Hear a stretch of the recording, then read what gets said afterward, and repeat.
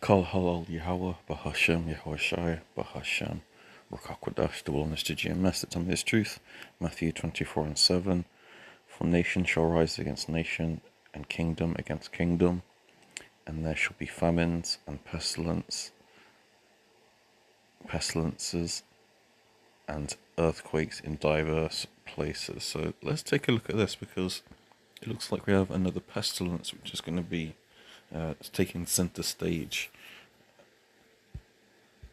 And more like the groundwork for a permanent pandemic-era control system dressed up as long-term preparedness. Let's dig in.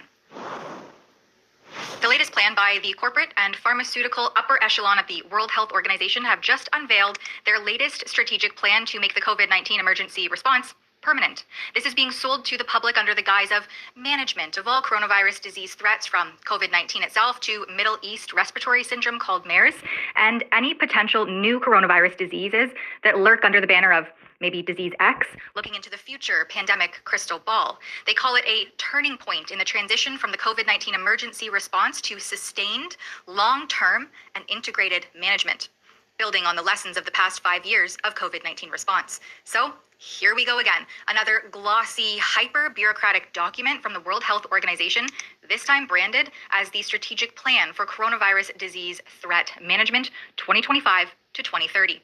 On its face, it reads like the usual for your health jargon about integration, equity, and sustainability.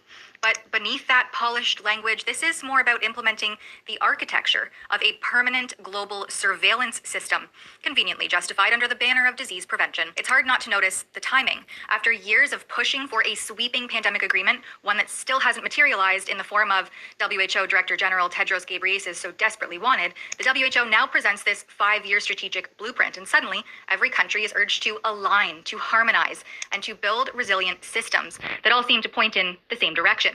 Centralized data control and pipelines, cross-sector monitoring, and a surveillance web stretching from humans to animals to the environment. All, of course, in the name of preventing the next coronavirus crisis.